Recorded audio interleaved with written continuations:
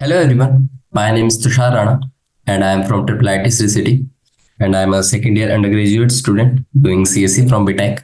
So आज हम अपना केमिस्ट्री का चैप्टर नंबर 3 पढ़ेंगे जो कि हमारा क्लास 12th का चैप्टर है और इस चैप्टर का नाम इलेक्ट्रोकेमिस्ट्री है। आप सभी को पता ही होगा कि what this chapter is about. तो आप सबने इस चैप्टर के बारे में अच्छे से पढ़ा होगा और आपको ये भी पता होगा कि ये जो इलेक्ट्रोकेमिस्ट्री चैप्टर है ये एकदम स्टार्टिंग में आता है हमारा जब भी हम केमिस्ट्री पढ़ते हैं। और इस चैप्टर के बेसिस पे कुछ अच्छे अच्छे क्वेश्चंस भी आते हैं हमारे जेई मेंस में।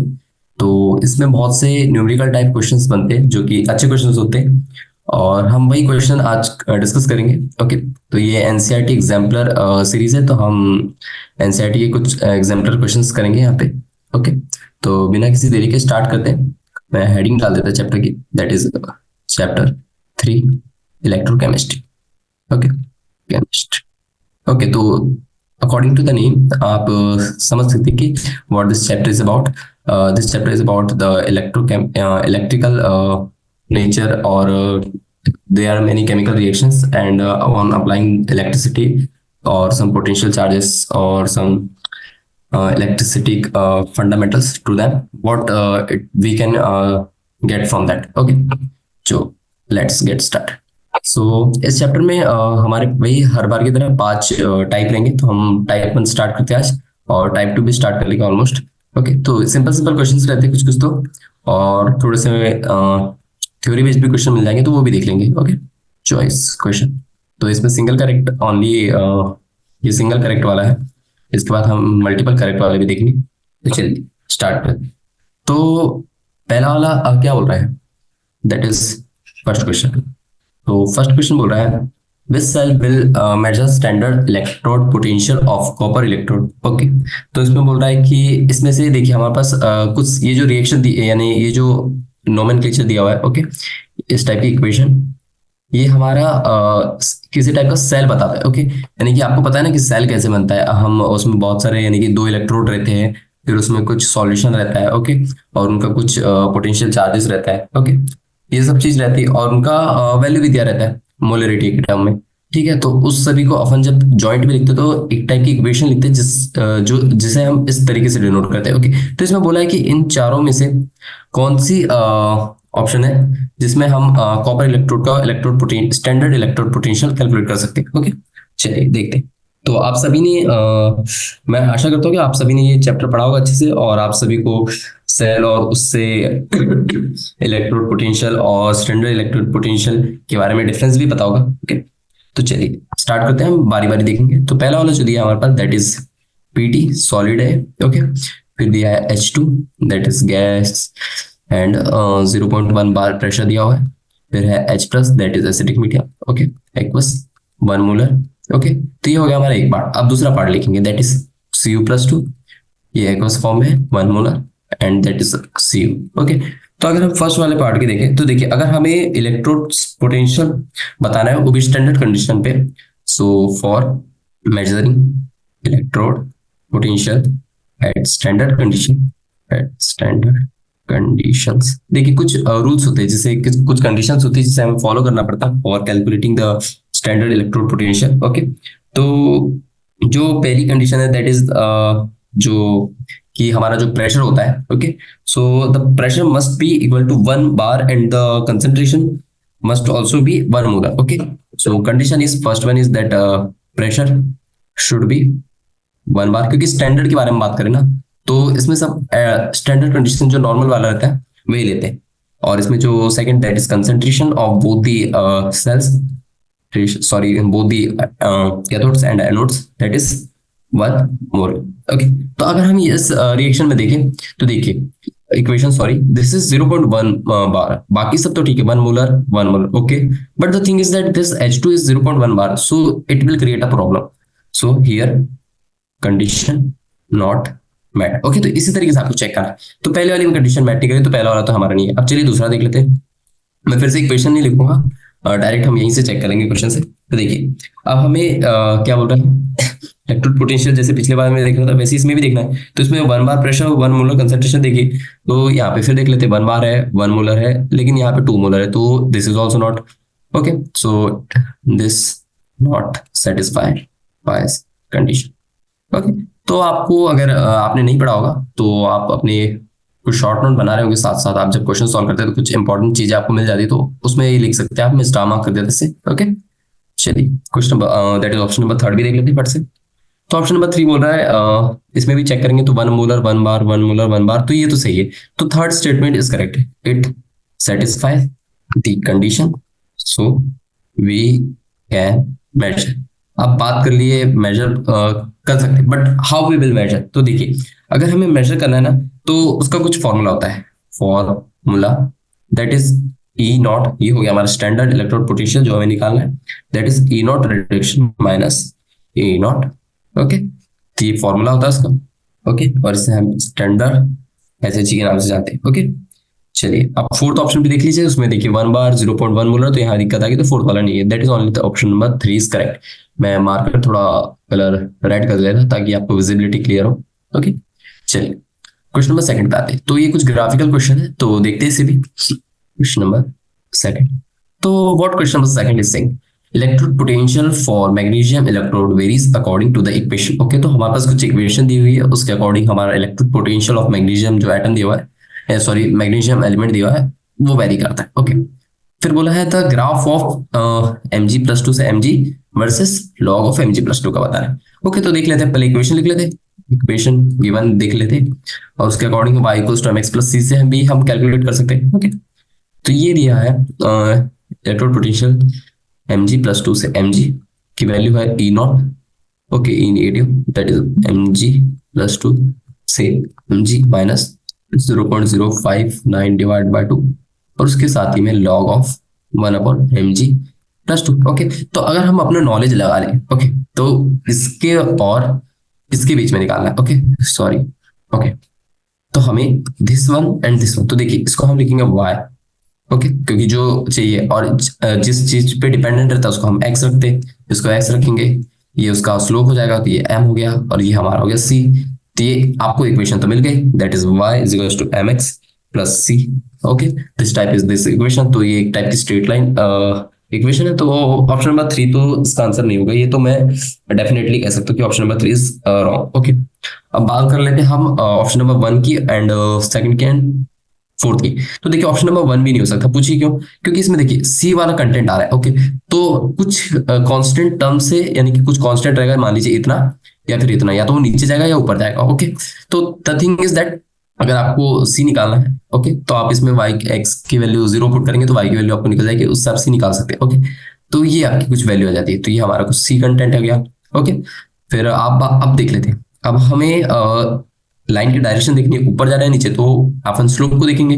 देखिए यहाँ पे जो है, okay, so see here we have y = mx+c, but the thing is that y = c - mx। Okay, ये हमारा डायरेक्शन है। ओके, अब हम इस तरीके से हम ये तो समझ गए कि हमारा सेकंड और फोर्थ में ही ऑप्शन है। ओके, लेकिन अब हमें कंपेयर करना पड़ेगा, कैसे? देखिए, तो हमारे पास इक्वेशन दी हुई थी e of mg+2 giving you mg। Okay, इसकी वैल्यू कितनी दी थी? e not of mg+2 divided by mg। Okay, plus 0.059 divide by 2, और हमने लगा दिया लॉग। ओके, अब आपने बोलेंगे कि ये लॉग आपने कैसे चेंज करा? mg+2। तो देखिए हमें जो पूछा है ना डायग्राम, जो हमें जो पूछा हुआ है वो दिया हुआ है mg+2, और यहाँ पे हमारे पास दिया है mg+2। तो आपको पता होगा लॉग का इन्वर्जन। ओके, जब आप लॉग में 1/mg+2 को आप इन्वर्ट कर लेंगे तो वो minus of log of mg+2 ऐसा बन जाता है। तो बस मैंने वो माइनस को प्लस कर लिया।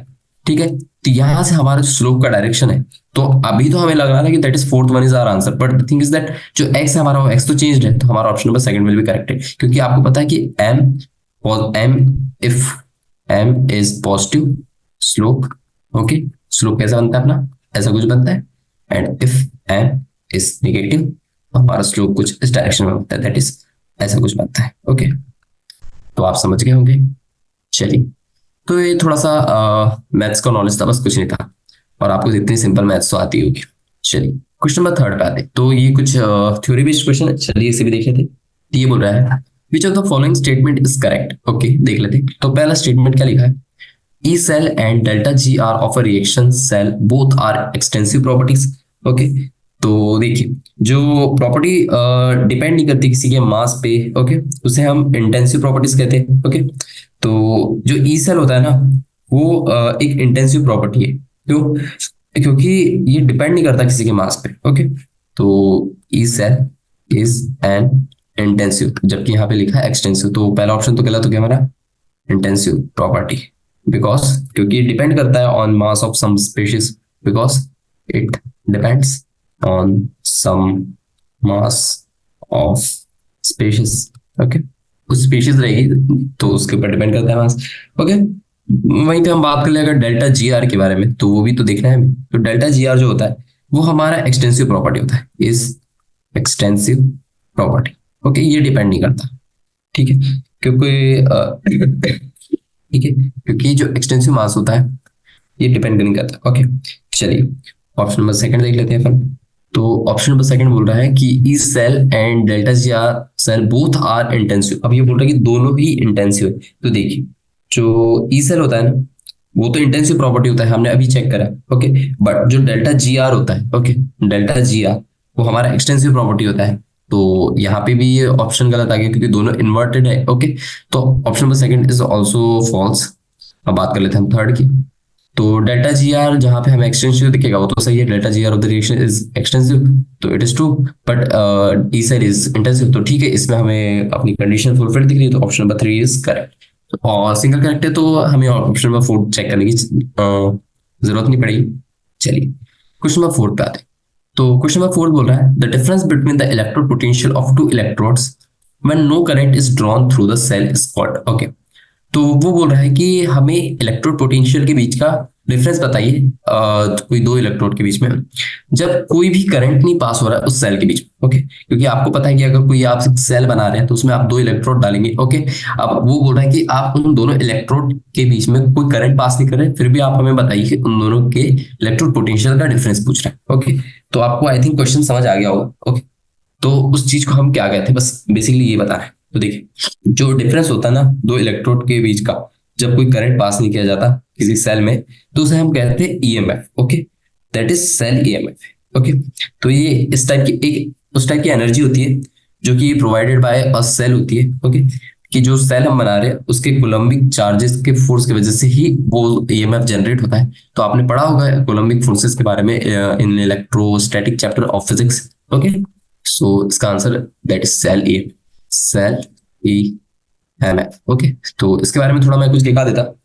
That is it electromagnetic force होता है ये कुछ भी, तो it is the energy provided by cell per coulomb charge, per coulomb of charge. देखिए, अब करंट तो पास नहीं हो रहा बट वहां पे चार्जेस का आदान प्रदान तो होते रहेगा दोनों इलेक्ट्रोड में, क्योंकि वो एक सॉल्यूशन में प्रेजेंट है। Okay, charges passing through it.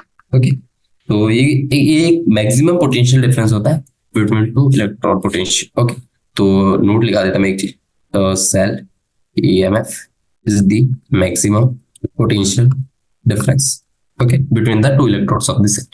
चलिए अब क्वेश्चन नंबर फिफ्थ पे आते हैं। क्वेश्चन नंबर फिफ्थ क्या बोल रहा है, which of the following statement is not correct about an inert electrode in a cell? Okay, तो अब ये बोल रहा है कि हमें इसमें हम देखिए नॉट करेक्ट, तो आपको क्वेश्चन दिखता ना चाहिए। अगर आपने डायरेक्ट क्या करेक्ट टिक कर दिया तो फिर दिक्कत हो जाएंगे और आप फालतू कंफ्यूज होते जाएंगे, क्योंकि यहाँ से एक से ज्यादा करेक्ट स्टेटमेंट रहेगी। क्वेश्चन अच्छे से देख लीजिएगा कभी भी आप क्वेश्चन पढ़ रहे तो। जब भी आप देखिए क्वेश्चन सॉल्व करते हैं ना, तो क्वेश्चन पढ़ना भी एक कला होती है। ओके, जब तक आप उतने कॉन्सेंट्रेशन के साथ क्वेश्चन नहीं पढ़ेंगे ना, कई आंसर तो क्वेश्चन में ही छुपे रहते हैं। ओके, चलिए, which of the following statement is not correct about an inert electrode in a cell? तो आप सभी ने पढ़ा होगा कि different type of electrodes. Okay, तो उसमें कुछ होता है इनर्ट इलेक्ट्रोड, तो वो बोल रहा है कि इनर्ट इलेक्ट्रोड के बारे में कौन सी बात गलत है। It does not participate in the cell reaction. Okay, तो पहला ऑप्शन दिया है that is it inert electrodes does not take part in the cell reaction. But देखिए इनर्ट अगर मैं बात करूँ फर्स्ट ऑप्शन के बारे में, तो देखिए इनर्ट इलेक्ट्रोड्स अगर हम एग्जांपल ले फॉर दिस ऑप्शन, अगर मैं ग्रेफाइट के बारे में बात करूँ, ये एक इनर्ट इलेक्ट्रोड होता है। ओके, तो ये सोर्सेस ऑफ इलेक्ट्रॉन होते हैं। ओके, क्योंकि आपको पता है graphite is the conductor of electricity. Okay, ये हो गया कंडक्टर। ओके, तो ये सोर्सेस ऑफ कह सकते हैं हम इलेक्ट्रॉन्स होते हैं। ओके, तो ये किसी केमिकल रिएक्शन में पार्टिसिपेट नहीं करते। ओके, सो इसलिए हम कह सकते हैं कि this does not participate in the cell reaction. तो ये हमारा इनकरेक्ट हो गया, क्योंकि हमें तो नॉट करेक्ट बताना है। ओके, चलिए अब देख लेते हैं second. Second option is that it provides a surface either for oxidation और फॉर रिडक्शन रिएक्शन। तो देखिए, जो इनर्ट इलेक्ट्रोड होता है ना, ओके, केमिकली वो पार्टिसिपेट तो नहीं करता, बट वो एक सरफेस प्रोवाइड करता है for oxidation and reaction. Okay, so second वाला भी हमारा करेक्ट हो गया। Okay, it is also correct, यानी कि वो भले ही डज नॉट पार्टिसिपेट, बट वो रिएक्ट करता है as, sorry, it help as a activator for that medium, ने एक सरफेस प्रोवाइड करता है for reduction and oxidation process. Okay, फिर थर्ड के बारे में बात कर लेते हैं। It provide surface for conductor of electrons. तो देखिए, इनर्ट इलेक्ट्रोड ना, हाँ, प्रोवाइड करता है surface for the conduction of electrons. क्यों? क्योंकि मैंने अभी बात करा, जैसे कि अगर हम ग्रेफाइट के बारे में बात करें तो उसमें सोर्सेस ऑफ इलेक्ट्रॉन होते हैं। ओके, तो वहां पे आप conduction of electrons easily carry out कर सकते हैं। ओके, चलिए फोर्थ ऑप्शन देख लेते हैं। That is fourth option. तो देखिए, इनर्ट इलेक्ट्रोड जो होते हैं ना, वो सीज करते हैं transfer of electron, but by oxidation और reduction, but not for redox reaction. यानी कि मैं क्या कहना चाह रहा हूँ कि या तो सिर्फ ऑक्सीडेशन होगा या सिर्फ रिडक्शन होगा, वहां पे दोनों चीज एक साथ नहीं होगी अगर हम इनर्ट इलेक्ट्रोड के बारे में बात करें। Okay, so redox not occur. तो that is first option is right, second is right, third is right, fourth one is not right. So जो नहीं है वही हमारा answer, that is option number fourth. Okay, तो आप ऐसे करिए। तो देखिए, आपको क्वेश्चन, ऐसे क्वेश्चन में सारे ऑप्शन चेक करने पड़ेंगे। इसमें कोई दिक्कत ही नहीं है आपको यानी इसमें कोई शॉर्टकट नहीं है, आपको करना ही पड़ेगा। चलिए, ये क्वेश्चन बहुत इजी है। That is an electrochemical cell can behave like an electrolytic cell. Electrochemical और इलेक्ट्रोलाइटिक दोनों के बीच में आपको डिफरेंस पता रहना चाहिए। What are this? तो इसमें बोला है कि ये कब होगा। तो देखिए, जब हम application of external potential use करते हैं, ओके, तो जैसे जैसे हमारी रिएक्शन इंक्रीज करना रखती है, ओके, जब तक कि हमारा वोल्टेज 1.1 वोल्ट तक नहीं होता, ओके, तब तक कि हमारा that is electrochemical cell behave नहीं करता, that is like electrolytic cell. Okay, so जब तक कि हमारा ई एक्सटर्नल ई सेल से ज्यादा ना हो जाए। क्या कहना चाह रहा हूं? दैट इज ई एक्सटर्नल जब तक ज्यादा ना हो जाए ई सेल से, तब तक कि हमारा क्या कहते हैं, इलेक्ट्रोकेमिकल सेल बिहेव नहीं करेगा like an electrolytic cell. Okay, तो this one is the answer, that is option number C. तो ये इसके बारे में कुछ डिस्कस नहीं करेंगे, आपने पढ़ा होगा। ओके, चलिए क्वेश्चन नंबर 7 पे आ जाते हैं। क्वेश्चन नंबर 7 बोल रहा है, विच of the following statement about solution of electrolytes is not correct. Okay, तो अब बोल रहा है कि इलेक्ट्रोलाइट्स के सॉल्यूशन के बारे में हमें बताना है कि कौन से स्टेटमेंट करेक्ट है, कौन से स्टेटमेंट करेक्ट नहीं है। ओके, चलिए देख लेते हैं, आप ट्राई करिए, मैं तो बताएगा। ओके, तो फर्स्ट ऑप्शन बोल रहा है कि conductivity of solution depends upon size of ions. Okay, true, ये स्टेटमेंट करेक्ट है, क्योंकि देखिए, जो सॉल्यूशन की कंडक्टिविटी होती है ना, वो डिपेंड करता है on the size of ions. क्योंकि जैसे जितने नंबर ऑफ मैं लिखा रहा हूँ, मोर द आयन साइज, देखिए जैसे साइज बढ़ गया तो चलने में दिक्कत होगी, तो मोबिलिटी डिक्रीज हो जाएगी, मोबिलिटी डिक्रीजेस। अगर मोबिलिटी डिक्रीज कर रही है तो इलेक्ट्रॉन्स को मूव करने में दिक्कत जाएगी, तो वहां पे कंडक्टिविटी भी डिक्रीज कर जाएगी, सिंपल है। ओके, तो पहला वाला स्टेटमेंट तो करेक्ट है। ओके, तो इस हिसाब से हमारा option number 1 is not correct for this question. फिर देखते हैं second, depends upon viscosity of this solution. तो देखिए, जो सेकंड ऑप्शन है, viscosity also matters, viscosity also matters. Viscosity कैसे मैटर करती है? देखिए, अगर हम बात कर ले विस्कोसिटी होता क्या है, तो देखिए, viscosity is generally the measure of resistance to a liquid. Okay, तो अगर कोई लिक्विड फ्लो कर रहा है, ओके, मान लीजिए किसी जार में आपने लिक्विड को रखा, वो थोड़ा सा मूवेबल स्पेस है उस पे, तो वो जब वो फ्लो करेगा तो उसके फ्लो होने में जो रेजिस्टेंस हो रहा है उन दोनों मूविंग पार्टिकल्स के बीच में, एक दूसरे के लिक्विड के एक दूसरे मॉलिक्यूल्स जो अटैच होंगे, उनमें जो रेजिस्टेंस आएगा, that is the viscosity. Okay, तो जितनी ज्यादा विस्कोसिटी होगी उतना लेस फ्लो होगा। ओके, जितना ज्यादा लेस फ्लो होगा, जितना नंबर ऑफ इलेक्ट्रॉन्स का फ्लो कम हो जाएगा, वहां पे कंडक्टिविटी कम हो जाएगी, तो यहाँ पे दिक्कत आ गई। तो ये भी डिपेंड करता है।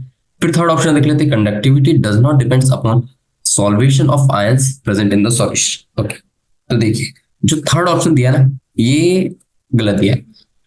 यानी कि मैं कहना चाह रहा हूँ कि कंडक्टिविटी डिपेंड करती है on the solvation process. Conductivity depends on the solvation, okay, of ions. तो ये सॉल्वेशन ऑफ आयंस क्या होता है? देखिए, जितने ज्यादा आपका सॉल्यूशन होगा ना, उतनी कम कंडक्टिविटी हो रही होगी। कैसे? देखिए, अगर आप किसी आयंस को वहां पे सॉल्वेट ज्यादा कर पा रहे हैं, ओके, तो वहां पे नंबर ऑफ इलेक्ट्रॉन्स की कमी आ जाएगी, ओके, और वहां पे उस इलेक्ट्रॉन्स की कमी आ गई तो वहां पे conduction of that electrons will be less, so that's why there will be a less conductivity. जबकि यहाँ पे बोला है कि it does not depend but it depends, तो थर्ड ऑप्शन इज करेक्ट, क्योंकि हमें नॉट करेक्ट देखना है। फोर्थ ऑप्शन भी चेक कर लेते हैं, that is conductivity of solution increases with temperature. हाँ देखिए, अगर मैं बात करूँ एक मेटल रॉड के बारे में, ओके, अगर आप मैं ऐसे समझा रहा हूँ, फिर तो आप ये लिक्विड सॉल्यूशन है उसके बारे में तो आप इजीली समझ जाएंगे। अगर आप मेटल रॉड को ही हीट करेंगे तो इसके मॉलिक्यूल्स पता है क्या, ऐसे दूर दूर होने लगते हैं, एक दूसरे से थोड़ा सा स्पेस में आ जाते हैं, ओके। तो इनके जो इलेक्ट्रॉन्स होते हैं ना, इनके इलेक्ट्रॉन के पास स्पेस आ जाता है, तो इनका फ्लो ना बढ़ जाता है, फ्लो इंक्रीज हो जाता है, ओके। इस वजह से कंडक्टिविटी इंक्रीज करती है, तो that's fourth option is also correct. चल, now let's move to the question number 8। तो देखिए, इजी इजी क्वेश्चन है, कुछ कुछ क्वेश्चन लॉजिकल है, कुछ कुछ question that is calculation based question है, ओके, और कुछ तो थ्योरी बेस्ड क्वेश्चन है, डायरेक्ट बुक से ही उठाया, ओके।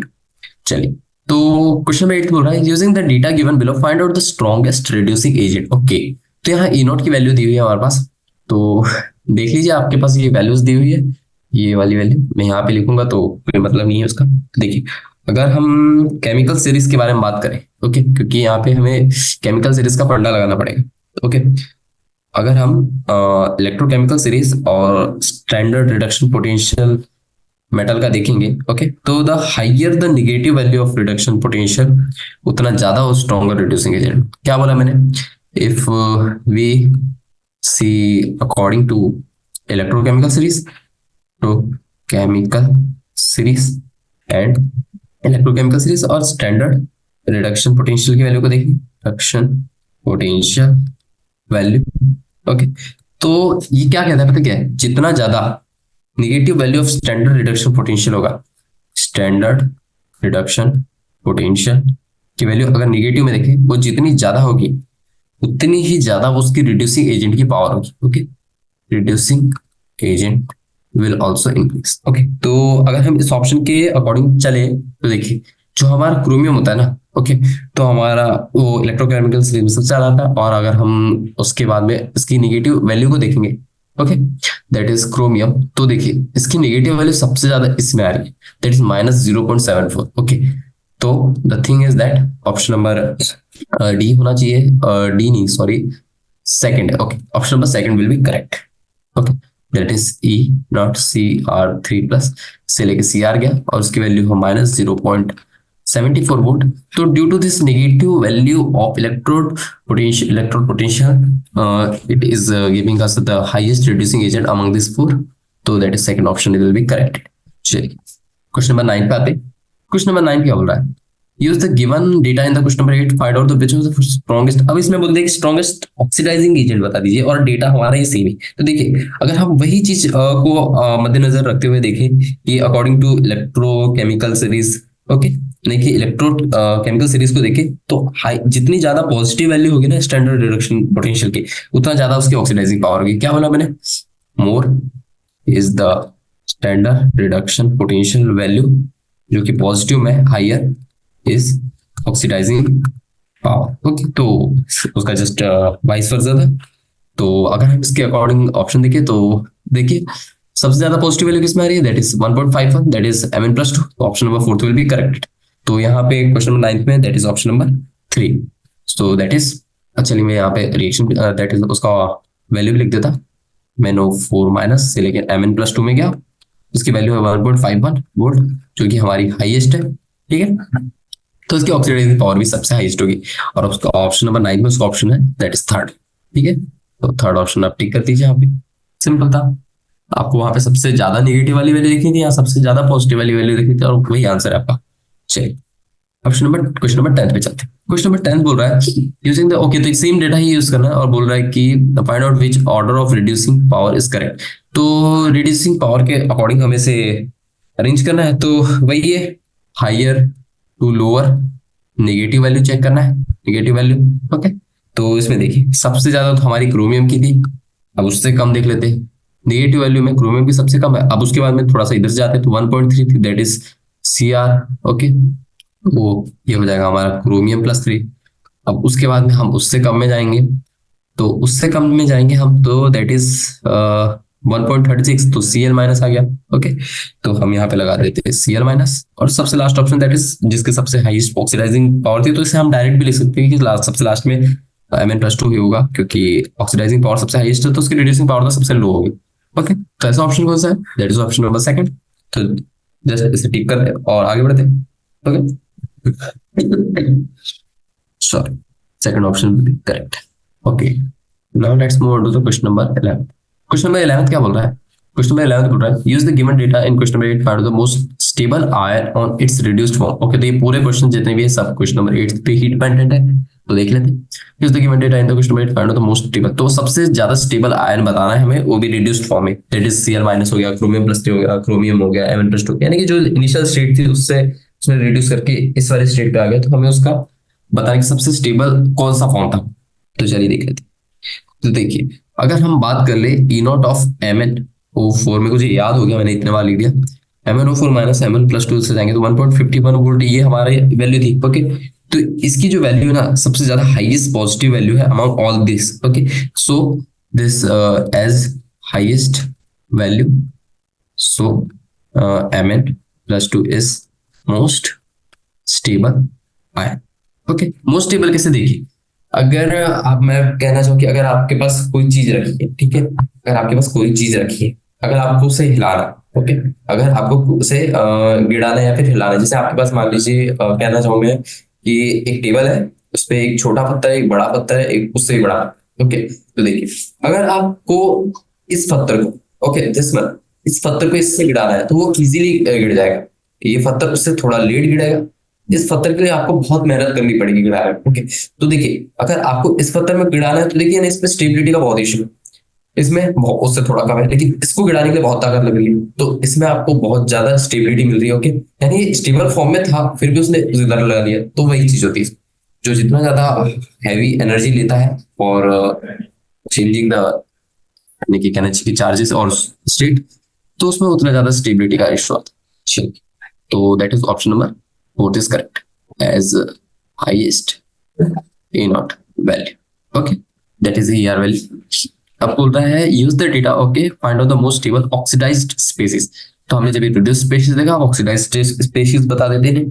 तो ऑक्सीडाइज्ड स्पीशीज हमारा क्या हो जाएगा? That is MnO4 minus Mn+2, वही हो जाएगा। ओके, तो that is option number, that is कहाँ गया हमारा? ओह सॉरी सॉरी, ये ओके, मैं क्वेश्चन नंबर 11 की समझा। क्वेश्चन नंबर 12 देखिए, क्वेश्चन नंबर 12 में हो रहा है find out the most stable oxidized species. तो चलिए क्वेश्चन नंबर 12 देखते हैं, most stable oxidized species. Okay, तो देखिए, अगर हम टेबल के हिसाब से देखें तो देखिए, जो MnO4 से Mn+2 था उसमें कितनी वैल्यू थी, देख लेते हैं। कहाँ गया हमारा?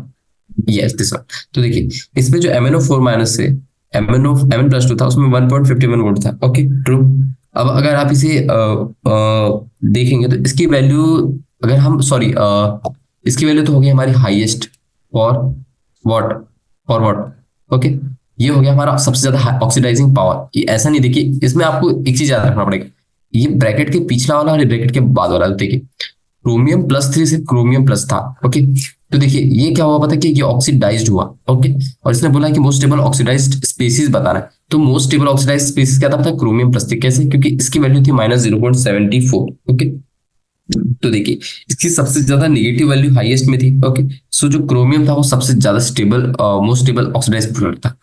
ओके, समझे आप? यानी कि आपको क्रोमियम+3 बैक वाला देखना है as compare to this one. उसकी वैल्यू थी 0.74, वो भी माइनस में, तो due to this the highest negative value of this chromium, it is having the most stable oxidised product. That is option number 1।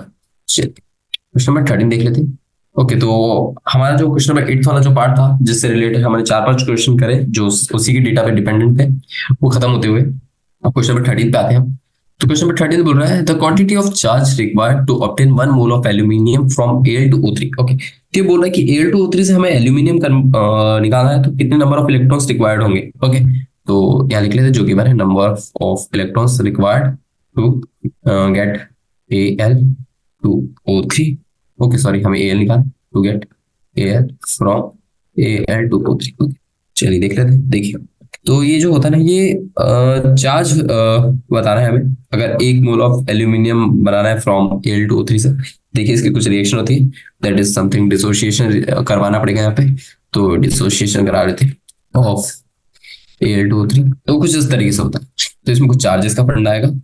Al2O3 को जब आप डिसोशिएट करेंगे, that is 2 times of Al+3 charge में dissociate होगा और 3 times of O2 negative में। Okay, अब जो Al+3 है, Al+3 उसमें आपको 3 इलेक्ट्रॉन्स देना पड़ेगा, क्योंकि ये +3 जो चार्ज है उसको सेटिस्फाई करने के लिए आपको 3 इलेक्ट्रॉन देना पड़ेगा वाया दैट इलेक्ट्रोकेमिस्ट्री। ओके, तो इसमें वही पूछा था कि कितने चार्जेस रिक्वायर्ड होंगे, तो दैट इज 3F। तो option number 3 is correct, because we get Al+3। तो उसको हमें सेटिस्फाई करने के लिए ये लगाना पड़ेगा चार्जेस। चलिए क्वेश्चन नंबर 14 पे आते हैं। तो क्वेश्चन नंबर 14 बोल रहा है, the cell constant of a conductivity cell changes with exchange of electrolyte. Okay, तो जो सेल कांस्टेंट है उसके बारे में हमें बात करनी है यहाँ पे।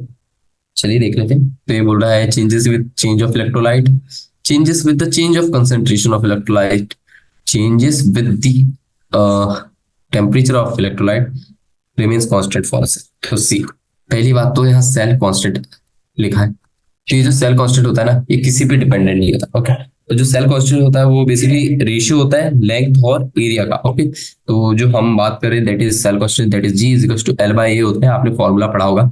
तो यहाँ पे ऐसा कुछ तो लिखा नहीं है। ओके, तो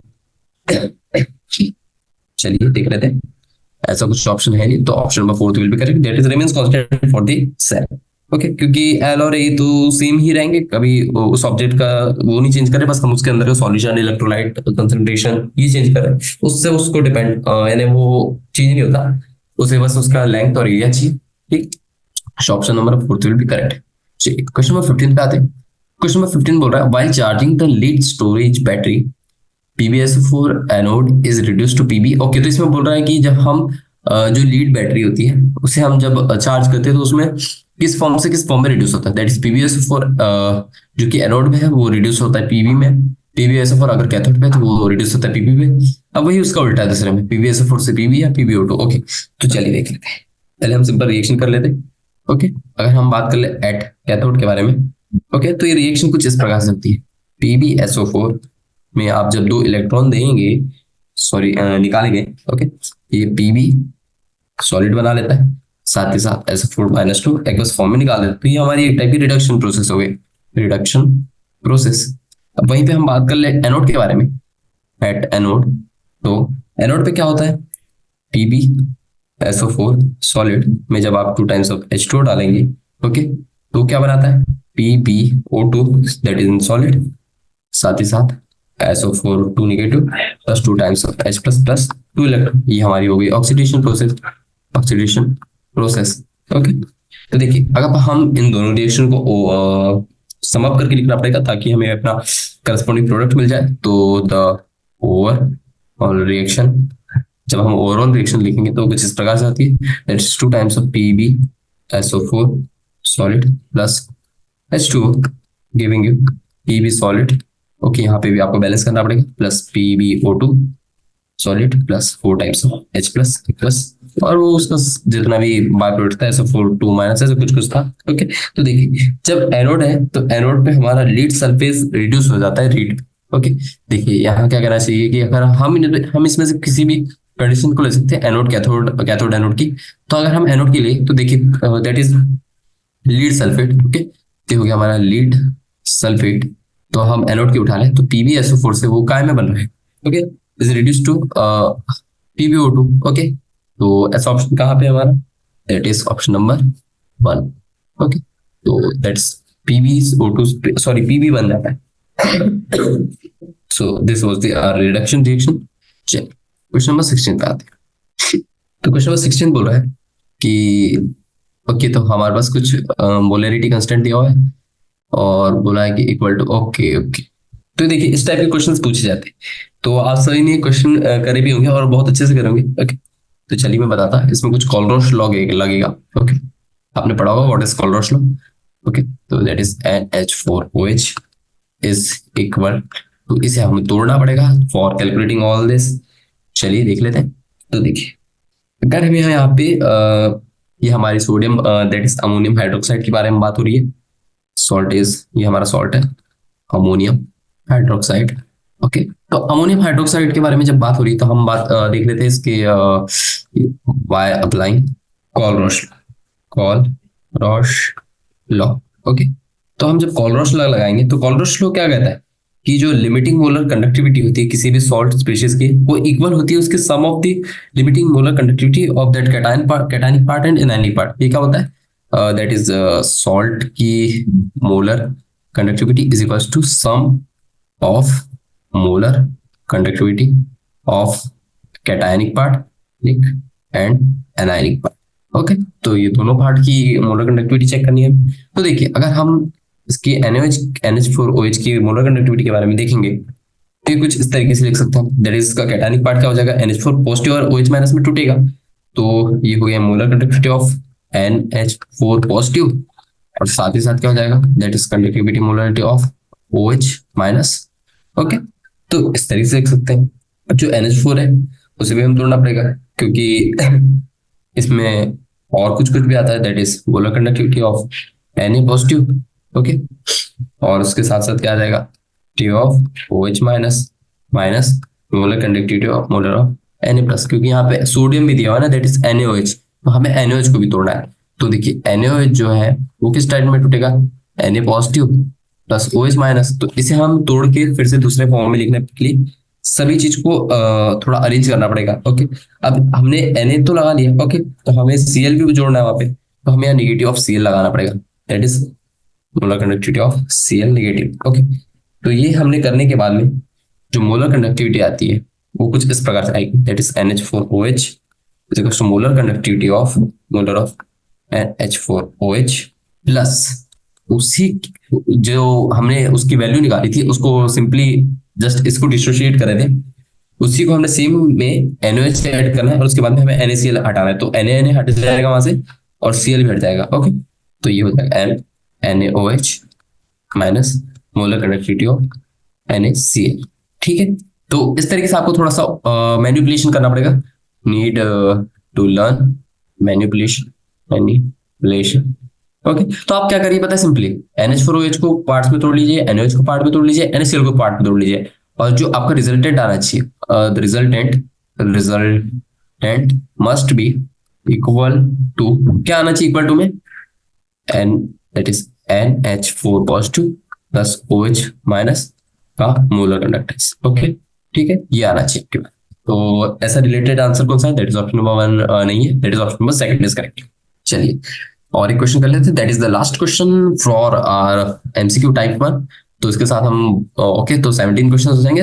हम ट्राई करेंगे कि MCQ के भी कुछ 4-5 क्वेश्चन कर ले, तो अगले सेशन में हमें इजी पड़ेगा कि हम short answer type question complete करा पाए। ओके, चलिए, तो क्वेश्चन नंबर 17 बोल रहा है, in the electrolysis of aqueous sodium chloride solution which of the half cell reaction will occur at anode. Okay, तो इसमें से बोल रहा है ये इनमें से कौन सी रिएक्शन है जो जिस यानी ये हाफ सेल रिएक्शन है, फुल सेल रिएक्शन नहीं है, वो तो हमें लिखनी पड़ती है, तो यानी कि कैथोड और एनोड दोनों की रिएक्शन को ऐड करके, दैट इज हमने एक क्वेश्चन करा था उसमें बताया भी था मैंने आपको।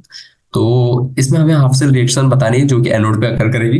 तो चलिए बारी बारी करके सभी रिएक्शंस को देख लेते हैं। तो देखिए, जो अगर मैं यहाँ पे आंसर बताऊं आपको, तो बेसिकली जो सोडियम क्लोराइड का इलेक्ट्रोलिसिस होता है ना, उसकी रिएक्शन देख लेते हैं। ओके, एक बार जस्ट चेक करना और आप मुझे बताना क्या ये हमारी हाफ सेल रिएक्शन एनोड पे हो रही है कैथोड पे हो रही है। ओके, तो the electrolysis of aqueous sodium chloride is, अगर हम इसका सोडियम क्लोराइड का इलेक्ट्रोलाइसिस देखेंगे तो कुछ इस तरीके से आता है, दैट इज पहले तो हम NaCl को सिंपली तोड़ लेते हैं, तो कुछ Na positive plus Cl minus में टूटेगा, और जो हमारा एक्वस फॉर्म में जो H2 रहेगा वो H plus plus OH minus में टूटेगा। तो ये हमारा इलेक्ट्रोलिसिस हो गया simply. But the thing is that हमें कैथोड और एनोड के बारे में बात करनी है। तो देखिए, अगर हम एट कैथोड के बारे में बात करें, एट कैथोड, ओके, तो कैथोड पे क्या होता है पता है क्या, कैथोड पे जो हमारा H2 होता है वो एक इलेक्ट्रॉन लेता है और वो हाफ ऑफ H2 बना के रिलीज करके OH minus ion aqueous form में जनरेट करते हैं। और वहीं पे हम एनोड के बारे में बात कर ले, एट एनोड, तो वहां पे हमारा क्लोरीन का बेसिकली फंडा आता है। क्लोरीन जो एक्वस फॉर्म में प्रेजेंट है वो टूट जाता है, यानी कि उसके बहुत सारे क्लोरीन क्लोरीन माइनस आयन जो थे वो एक दूसरे से जुड़ के Cl2 गैस रिलीज कर दे और साथ ही साथ इलेक्ट्रॉन भी छोड़ते हैं। तो इनके जो इलेक्ट्रॉन छोड़ने की वजह से यहाँ पे ई नॉट ऑफ सेल भी आ जाता है। ओके, जिसकी वैल्यू कुछ 1.36 वोल्ट होती है। ठीक है, अब हम जब इसके रिएक्शन लिखेंगे, that is simple follow reaction, that is 2 times of H2 liquid, liquid भी था, दैट इज हमारा जो वाटर था उसने भी कुछ रिएक्शन करा था, तब वो कुछ गैस में H प्लस फॉर्म में एक छोड़ता है। और अगर दो हाइड्रोजन के एटम छोड़ रहे हैं तो दैट इज 4 इलेक्ट्रॉन, यहाँ पे भी आपको 4 बैलेंस करने के लिए लगाना पड़ेगा, और यहाँ इलेक्ट्रॉन्स को मैच करने के लिए दैट इज 4 इलेक्ट्रॉन। और इसका ई नॉट ऑफ सेल कुछ 1.23 वोल्ट आता है। तो ये जो रिएक्शन है मैंने जस्ट वहीं से देखी है, दैट इज सेकंड और ऑप्शन। तो मुझे याद ही रिएक्शन याद भी थी, but the thing is that this is the by product of that anode reaction. तो एनोड पे हमारी दो रिएक्शन होती है। ओके, कुछ ये वाली होती है, एक पहली वाली और एक दूसरी वाली ये होती है। तो ऐसा ऑप्शन हमारा, that's option number second is correct. Okay, तो देखिए जो एनोड होता है ना, तो रिएक्शन जिनकी ई नॉट वैल्यू लो होती है ना, वो प्रेफर करती है ऑक्सीडेशन का। ओके, तो यानी कि अगर हम एनोड और कैथोड पे, अगर आपसे बोला गया कि आपके पास दो रिएक्शन है और आप बताइए कि इन दोनों में से कौन सी रिएक्शन, इन दोनों में से कौन सी reaction that is on cathode और एनोड, दोनों में से किस पे प्रेफर करेंगे। ओके, तो जिस वैल्यू यानी कि जिस रिएक्शन का लोअर ई नॉट वैल्यू होता है वो हमारा प्रेफर करता है on that anode part. Okay, तो इस तरीके से आप कर सकते हैं। चलिए, तो इसी के साथ हमारा एमसीक्यू टाइप 1 खत्म होता है, और हम चलिए नेक्स्ट पेज पे एमसीक्यू टाइप 2 चालू कर देते हैं। ओके, हमारे पास अभी टाइम है 4-5 मिनट, तो ट्राई करेंगे कि एक दो क्वेश्चन हो जाए, एटलीस्ट हेडिंग तो डाल ही लेते हैं। That is second part, multiple choice question type. Okay, तो इसमें हमारे एक से ज्यादा करेक्ट आंसर्स होंगे, तो देख लेते हैं। तो क्वेश्चन नंबर 18 से स्टार्ट करते हैं। क्वेश्चन नंबर 18 क्या बोल रहा है? The positive value of standard electron potential of copper plus two copper. Okay, copper plus 2 से कॉपर में रिड्यूस हो रहा है। बोल रहा है कि indicates that the redox couple is a stronger reducing agent than the H plus H2। Okay, यानी कि ये जो रिडक्शन हो रहा है, तो इसमें बोल रहा है कि ये जो रिडक्शन कपल है वो ज्यादा रिड्यूसिंग एजेंट है then as compare to H plus H2 couple. फिर सेकंड ऑप्शन बोल रहा है this redox couple is stronger oxidising agent than H plus H2। Okay, just उल्टा बोल दिया। फिर क्या बोल रहा है, Cu can displace H2 from acid, Cu can displace H2 from acid. Okay, तो ये इलेक्ट्रोकेमिकल सीरीज के ऊपर कुछ फंड है। ओके, तो देखिए, तो जितनी ज्यादा हमारी ई नॉट वैल्यू कम होगी ना, उतना ज्यादा हमारा रेडॉक्स कपल की रिड्यूसिंग पावर ज्यादा होती है। क्या कहा मैंने? The lesser is the E not value of the redox couple, यानी जो हमारे पास रेडॉक्स कपल दिया हुआ है दैट इज Cu+2 से Cu, उसकी जितनी ज्यादा ई नॉट वैल्यू कम होगी उतनी ज्यादा उसकी रिड्यूसिंग पावर ज्यादा होगी। Higher is the reducing power. Okay, तो आपकी जितनी ज्यादा E not value that is standard electron potential value जितनी कम होगी, sorry for that redox couple, उतनी ज्यादा उसकी रिड्यूसिंग पावर होगी। ओके, तो अगर हम इस रिएक्शन के बेसिस पे देखिए, that is for copper plus 2 में जब आप 2 इलेक्ट्रॉन ऐड करेंगे तो कॉपर बनाता है। ठीक है, ये रिड्यूस हो गया, तो इसकी ई नॉट वैल्यू कितनी दी हुई है आपके पास, यहाँ दी नहीं पर मैं बता रहा हूँ, दैट इज 0.34 आती है। और अगर हम वहीं पे अगर हाइड्रोजन की देख ले, क्योंकि हमें उसके साथ कंपेयर करना है, तो जब 2 हाइड्रोजन में 2 इलेक्ट्रॉन ऐड करते हैं तो ये H2 बनाता है, और इसकी ई नॉट वैल्यू कितनी आती है? 0.000 वॉट। ये आप सभी को पता है, what is that electro potential for hydrogen. तो देखिए, सबसे कम है electron potential, that is 0.0 volt for water आ रहा है, दैट इज सॉरी हाइड्रोजन आ रहा है। ओके, तो इससे आपको समझ आएगा कि that is option number second is correct. Redox couple is stronger oxidising agent than H plus H2। ठीक है, अब बात कर लेते हैं, जैसे कि हम देख पा रहे हैं कि जो सेकंड वाली रेडॉक्स कपल था उसका स्टैंडर्ड रिडक्शन पोटेंशियल कम आ रहा है as compare to the first one. This is first one and this is second one, तो सेकंड वन का इलेक्ट्रो पोटेंशियल कम आ रहा है। ओके, तो इससे हम बता सकते हैं कि जो रेडॉक्स कपल है दैट इज H plus से H2 is a stronger oxidising agent. Okay, so redox couple H plus to H2 is a stronger oxidizing agent। Okay, फिर बोला है कि आप जब स्ट्रॉन्गर ऑक्सीडाइजिंग एजेंट है then H plus to H2, तो इसे हम कह सकते हैं कि Cu copper can not displace H2 from acid. Okay, copper second हो जाएगा हमारा, that is copper can not displace H2 from acid. Okay, okay, so option number that is second and fourth will be correct for this question. So आज के लिए बस इतना ही रखते हैं, और हम आगे क्वेश्चन कुछ अगली क्लास में देखेंगे। ओके, तो thank you all of you, we will meet in next lecture. Bye bye.